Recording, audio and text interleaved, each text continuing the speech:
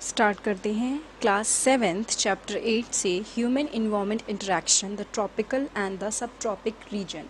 ये ज्योग्राफी का 8 चैप्टर है। Renuka was excited, Shrikant uncle was home after a gap of nearly 4 month. यानी कि रेणुका जो थी वो बहुत ही एक्साइटेड थी। जो श्रीकांत अंकल थे वो 4 महीने के गैप के बाद वापस घर आने वाले थे। वो एक वाइल्ड लाइफ फोटोग्राफर थे एंड काफ़ी ज़्यादा ट्रैवल करते थे। रेणुका's interest in wildlife and forest began at an early age when her uncle introduced her to books on nature।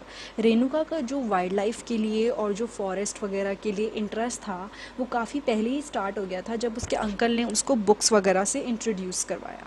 Pictures of distance land and people who live there always fascinated her. यानी कि वो लोगों की photos जो कहीं और रहते हैं या फिर जो भी जानवरों की भी इनफैक्ट फ़ोटोज़, लैंड की फ़ोटो उसको हमेशा से ही मतलब बहुत ही अलग लगता था उनको देख के। तो वो हमेशा आश्चर्यचकित होती थी इन चीज़ों को देख के। In this picture Renuka you can see people from different parts of the world, some from dry desert, some from frozen land and some from hot wet rain forest. यानी कि वो बताते हैं कि रेणुका इन पिक्चर्स में तुम देख रही हो कि जो लोग हैं वो अलग अलग जगह से हैं, वर्ल्ड के अलग अलग पार्ट से हैं। कुछ ऐसे हैं जो बहुत ही सूखे डेजर्ट में रहते हैं, कुछ जमे हुए लैंड्स में रहते हैं, कुछ हॉट वेट रेन फॉरेस्ट में रहते हैं। They look so different from me. तो रेणुका बोलती है कि ये मेरे से कितने अलग दिखते हैं। They may look different but they share the same basic needs of life, food, clothing and shelter.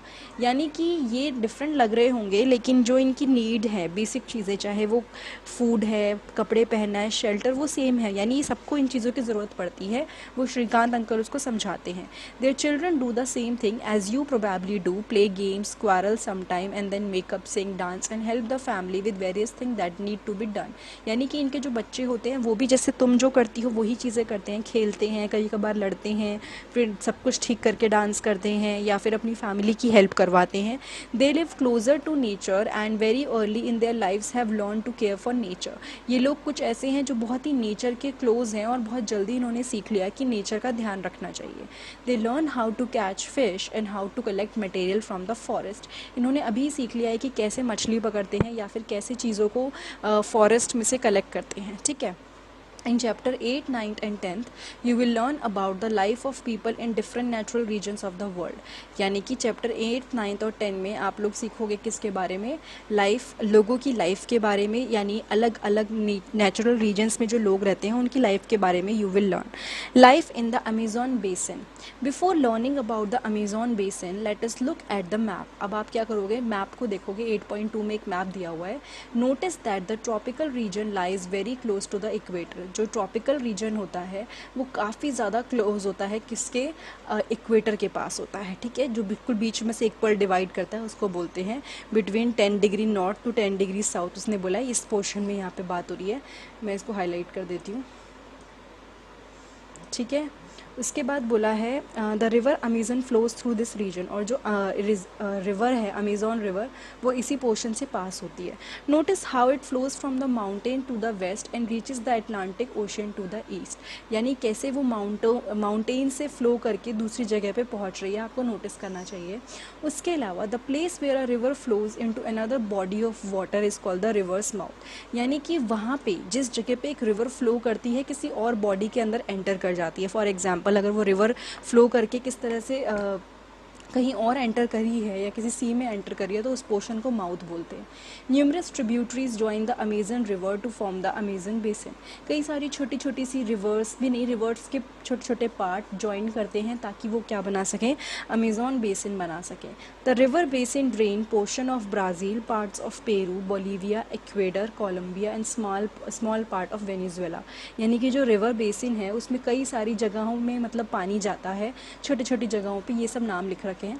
एक और यहाँ पे वर्ड लिखा हुआ है। When Spanish explorers discovered the Amazon river they were attacked by a group of local tribes wearing head gears and grass skirts. यानी कि जब स्पेनिश एक्सप्लोरर्स ने अमेजन रिवर को ढूंढा था, डिस्कवर किया था, तो उनको लोकल ट्राइब्स ने अटैक कर दिया था। ठीक है। जिन्होंने ऊपर सर पे पहना हुआ था कुछ कुछ और नीचे घास की स्कर्ट्स पहनी हुई थी। These people reminded them of the fierce tribe of women warrior known as ancient Roman empire as the Amazons, hence the name Amazon. और ये जो लोग थे इन्होंने क्या किया था? उन्हें डराया था। लाइक याद दिला दी थी उनकी, उन ट्राइब्स की, उन वुमेन वॉरियर्स की जो पहले रोमन एम्पायर में रहती थी, तो इसलिए उसका नाम फिर अमेज़ॉन पड़ गया।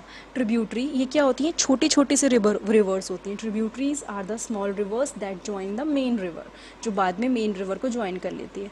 The main river along with all it's tributary that drain an area forms a river basin और द कैचमेंट एरिया। जो मेन रिवर होती है अपनी सारी ट्रिब्यूटरी के साथ वो कहाँ चली जाती है, एक एरिया से प्रॉपर या तो किसी एरिया में चली जाती है या फिर एक रिवर बेसिन बना लेती है या कैचमेंट एरिया बना लेती है। The Amazon basin is the largest river basin in the world. जो अमेजन बेसिन है ये आपका पोर्शन, ये क्या है, लार्जेस्ट रिवर बेसिन है। छोटी छोटी ट्रिब्यूटरी आप देख सकते हो, रिवर्स भी इसके अंदर है, ठीक है। उसके बाद है climate. As you know the Amazon basin stretches directly on the equator and is characterised by hot and wet climate. कोई भी चीज़ जो इक्वेटर के पास होगी वहाँ पे बारिश बहुत होगी, ह्यूमिडिटी भी होगी, हॉट भी होगी और वेट भी होगी, क्योंकि बारिश बहुत होती है। यहाँ पे क्या होता है, डे और नाइट इक्वली हॉट होते हैं और ह्यूमिड होते हैं, ठीक है। स्किन जो होती है बहुत स्टिकी फील होती है, चिपचिपापन बहुत फील होता है यहाँ पे, और ऑलमोस्ट हर दिन बारिश होती है यहाँ पे, ठीक है। That too without much warning, और ज़्यादा लाइक बिना वार्निंग के यहाँ पे बारिश होती रहती है। The day temperatures are high, दिन में टेम्परेचर हाई होता है और काफ़ी ज़्यादा हाई ह्यूमिडिटी होती है। रात को टेम्परेचर नीचे चला जाता है बट ह्यूमिडिटी रहती है, ठीक है, ह्यूमिडिटी रात को रहती है। Now rain forest. As it rains heavily in this region thick forest grow, क्योंकि यहाँ पे बारिश बहुत होती है तो ऑब्वियसली बात है कि फॉरेस्ट यहाँ पे ग्रो करेंगे, ठीक है। जो फॉरेस्ट हैं वो इतने थिक हैं कि ऊपर, ये हम पढ़ चुके हैं, डेंस रूफ बना लेते हैं। इससे पहले के दो चैप्टर पहले हमने पढ़ा था ये, जहाँ पे क्या होता है, ये डेंस रूफ किससे बनती है, लीव से, क्योंकि घने जंगल होते हैं ना, तो घने जंगल क्या करते हैं, सनलाइट को नीचे आने नहीं देते, एंड ये they do not allow sunlight to reach the ground. The ground remain dark and damp, जो ग्राउंड होता है नीचे वो अंधेरा रहता है वहाँ पे, ठीक है, हल्का हल्का गीला रहता है। ओनली शेड्स टॉलरेंट वेजिटेशन में ग्रो हेयर। अब वहाँ पे क्या होता है, यानी कि जो छाया में उग सकते हैं वही पेड़ नीचे ग्रो करते हैं, वही पौधे नीचे ग्रो करते हैं, क्योंकि नीचे धूप पहुँचती ही नहीं है। Orchids bromeliads grow as plant parasites, ये नाम है, ये प्लांट पैरासाइट की तरह ग्रो करते हैं। The rain forest is rich in fauna, यानी कि एनिमल्स भी बहुत अलग अलग तरह के होते हैं रेन फॉरेस्ट में। कुछ बर्ड्स जैसे कि टुकैंस, हमिंग बर्ड हो गई, birds of paradise with their brilliantly coloured plumage, उनके कलर होते हैं बहुत ही अच्छे, यहाँ पे दिखा नहीं रखा। उसके अलावा over size bills for eating make them different from birds we commonly see in India. Neck kind of area जो होता है वो ओवरसाइज्ड होता है, जो उनको काफ़ी खाने में हेल्प करता है, ठीक है। और ये डिफरेंट है क्योंकि इंडिया में आपको नहीं मिलेगा, इंडिया में ऐसे बर्ड्स कम मिलते हैं। These birds also make loud sounds in the forest, ऐसे बर्ड्स शोर भी बहुत मचाते हैं जंगल में, ठीक है। एनिमल जैसे कि monkey, sloth and eating tapir, यहाँ पे ये फोटो बना रखी है टैपिर की, वो भी यहाँ पे मिलते हैं। कई स्पीसीज रेप्टाइल्स की, स्नेक्स की, वो भी जंगल्स में रहती हैं। क्रोकोडाइल, स्नेक, पाइथन, ये सब भी वहाँ मिलते हैं। Anaconda and boa constrictor are some of the species. इसमें से कोई भी एनिमल आपको देखना तो आप गूगल भी कर सकते हैं। Beside the basin is home two thousand of species of insects, यानी यहाँ पे बहुत सारी स्पीसीज ऑफ इंसेक्ट्स आपको मिलेंगे। Several species of fishes including the flesh eating पिराना fish is also found in the river. कई स्पीसीज ऑफ फिशेज जिसमें आ जाती हैं फ्लैश ईटिंग पिराना फिश, जो मांस खाती हैं, वो भी यहाँ पे रिवर में मिलती है। दिस बेसिन इज दस extraordinary rich in variety of life found here. तो अमेजन बेसिन जो है उसकी क्वालिटी क्या है, बहुत सारे लिविंग ऑर्गेनिज्म और लाइक बायोडाइवर्सिटी रिच है, बहुत different type of living organism यहाँ मिलते हैं। Bromeliads are special plant that store water in their leaves, ये ऐसे प्लांट्स होते हैं जो अपनी लीव्स में पानी को स्टोर करके रखते हैं। Animals like frog use these pockets of water for laying their egg, और एनिमल क्या करते हैं, इन पॉकेट्स को यूज़ करते हैं ताकि वो अपने अंडे दे सकें, ठीक है। उसके बाद हम लोग पढ़ेंगे about people of the rain forest. People grow most of their food in small areas after clearing some trees in the forest. लोग क्या करते हैं, थोड़े थोड़े जहाँ पे फॉरेस्ट होते हैं उनको क्लियर करके वहाँ पे क्या करते हैं, पेड़ पौधे उगाते हैं अपनी मर्ज़ी के लैंड पे जो क्रॉप्स होती हैं वो उगाते हैं। While man hunt and fish along the rivers, women take care of the crops. Man जो क्या करते हैं वो तो मारते हैं एनिमल्स को या फिश को, लाइक फिशिंग करते हैं, वुमेन क्रॉप्स का ध्यान रखती हैं। दे mainly grow tapioca, pineapple and sweet potato, ठीक है, आपका जो शकरकंदी होता है, पाइनएप्पल वगैरह होता है वो ग्रो करते हैं। As hunting and fishing are अर्स uncertain, it is women who keep their family alive by feeding them the vegetables they grow. क्योंकि हंटिंग और फिशिंग ऐसा होता है अनसर्टेन, मतलब श्योर नहीं होता, क्या पता मिल भी जाए, क्या पता नहीं भी मिले, तो वो सब्जियां उगा के वुमेन अपनी फैमिली का पेट भरती हैं. They practice slash and burn agriculture, और वो क्या प्रैक्टिस करती हैं, स्लैश एंड बर्न एग्रीकल्चर को प्रैक्टिस करती हैं. यानी स्लैश एंड बर्न एग्रीकल्चर का मतलब होता है झुमंतु खेती. ठीक है, वो हम पढ़ेंगे, यहाँ पे मैं एक बार पढ़ाई देती हूँ. ये एक ऐसा तरीका है लैंड को कल्टीवेट करने का जहाँ पे फार्मर्स क्या करते हैं, या तो एक पोर्शन को कट कर देते हैं पूरा का पूरा, वहाँ पे जो ट्रीज़ होते हैं, या उसको उसके बाद उन पोर्शंस को कट करके जो भी उन्हें उगाना था उगा के कट करके वो उस पोर्शन को बर्न कर देते हैं. ठीक है, जिसकी वजह से क्या होता है, न्यूट्रिएंट्स सॉइल में रिलीज हो जाते हैं. Now crops are grown in these cleared field for a few years, और फिर उसके बाद क्या करते हैं, क्रॉप्स कुछ टाइम के लिए ग्रो, पहले तो उसको कुछ टाइम के लिए छोड़ भी देते हैं, उसके बाद कई सालों बाद जाके दोबारा यहाँ पे ग्रो करते हैं. After repeatedly using the patch of land, जब वो दोबारा पैच उसको यूज़ करते हैं, जो सॉइल अपना न्यूट्रिएंट ख़त्म कर चुकी होती है तो वो उसको छोड़ देते हैं abundant.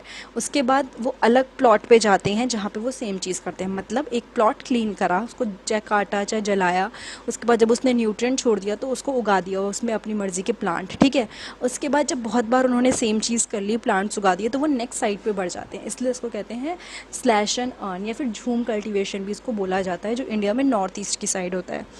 Now, the staple food is manioc, also known as cassava, that grow under the ground like the potato. ये भी कहाँ पे, यहाँ पे मेन फूड जो है वो cassava है, जो मिट्टी के नीचे उगता है जैसे पोटैटो उगता है. और ये क्वीन आंट्स भी खाते हैं एंड एग्स भी खाते हैं. कैश क्रॉप यानी coffee, maize and cocoa are also grown. Cash crops होता है जिसको बेच सके, तो यहाँ पे बहुत उगती है और ये उग के बेची बहुत जाती हैं बाहर की दुनिया में, बाहर दूसरे देशों में. The rain forest provide a lot of would for the houses. अब रेन फॉरेस्ट से क्या मिलते हैं, बहुत सारे घरों के लिए लकड़ियाँ मिल जाती हैं. ठीक है, कुछ फैमिलीज़ हैं जो थैच्ड हाउस, टूटे फूटे स्ट्रॉ से बने हुए घरों में रहती हैं. ठीक है, जो शेप जिनकी बीहाइव्स मधुमक्खी की छत्ते जैसी होती है. There are other large apartment like maloca with the steeping slanting roof. एक और कुछ टाइप के घर होते हैं जिन्हें मलोका बोलते हैं, और वहाँ पे जो रूफ होती है वो स्लैंटिंग होती है. ठीक है, टेढ़ी होती है. Life of the people of Amazon basin is slowly changing. अब क्या हो रहा है, लोगों की लाइफ बहुत लाइक स्लोली चेंज होती जा रही है. जो ओल्डर डेज में the heart of the forest could be reached only by navigating the river. In 1970 the trans Amazon highway made all part of the rain forest accessible. 1970 में एक highway बना जिसने क्या किया, सारे के सारे रेन फॉरेस्ट के पार्ट एक्सेसिबल है, कोई भी जा सकता है. और हेलीकॉप्टर्स एंड एयरक्राफ्ट भी यूज़ किए जाते थे अलग अलग जगह पहुंचने के लिए. जो इंडिजिनियस पॉपुलेशन है, वो जो वहाँ पे रहती थी, जिनका वहाँ घर था, उनको वहाँ से हटा दिया गया उस एरिया से, और उनको नई जगह पे सेटल होने के लिए बोल दिया गया. और जहाँ पे क्या हुआ, वो अपना जो तरीका है फार्मिंग का वो कंटिन्यू रखते रहे. डेवलपमेंट एक्टिविटी की वजह से क्या हुआ, ख़राब होना शुरू हो गया. देखो, जब भी डेवलपमेंट होती है वो फ़ायदे के लिए होती है. फॉर एग्जांपल, एक डेवलपमेंट है कि आप कुछ नई चीज़ डालोगे ताकि आपको फ़ायदा हो, तो लोगों ने वहाँ पे पेड़ काटे, नई फसलें उगाई या चेंजेस करे, लोगों का आना शुरू हुआ, तो उसकी वजह से जो एक्चुअल वहाँ पे लोग रह रहे थे उनको नुकसान हुआ. प्लस जो वहाँ का नेचुरल बायोडाइवर्सिटी थी, जो एनिमल्स थे, जो प्लांट्स थे, उनको नुकसान होना शुरू हुआ. अब कह रहे हैं कि ये एस्टिमेट किया जाता है कि बहुत बड़ा एरिया है रेन फॉरेस्ट का जो धीरे धीरे क्या हो रहा है, हर साल कम होता जा रहा है. You can see that this destruction of forest has much wider implication. अब इस डिस्ट्रक्शन से, जो हम बोलते हैं कि रेन फॉरेस्ट का डिस्ट्रक्शन हुआ, उसके बहुत सारी नुकसान होते हैं. ठीक है, जो टॉप सॉइल है वो वॉश हो जाती है. जब आपके बहुत सारे प्लांट्स और पौधे उगे हुए होते हैं, तो वो जो टॉप सॉइल होती है ना, वो रूट्स, जो प्लांट की रूट्स होती है उसको पकड़ के रखती है, तो कभी भी सॉइल इरोजन नहीं हो पाता. लेकिन जब आप कल्टीवेशन के चक्कर में या अलग पर्पस से इसको हटा देते हो, तो क्या होता है, धीरे धीरे ये हटने लग जाती है, रिमूव होने लग जाती है. As the rain falls and the lush forest turns into a barren landscape. और जो एक बहुत ही हरा भरा, जो क्या कहते हैं ना, प्रॉपर फॉरेस्ट है, वो एक खाली बंजर ज़मीन में कन्वर्ट हो जाता है. यहाँ पे एक फ़ोटो दे रखी है, यहाँ पूरा का पूरा क्या है, फॉरेस्ट था, फिर लोगों ने सेटलमेंट किया, और अब देखो प्रॉपर सेटलमेंट हो गया और फॉरेस्ट ख़त्म ही हो गया.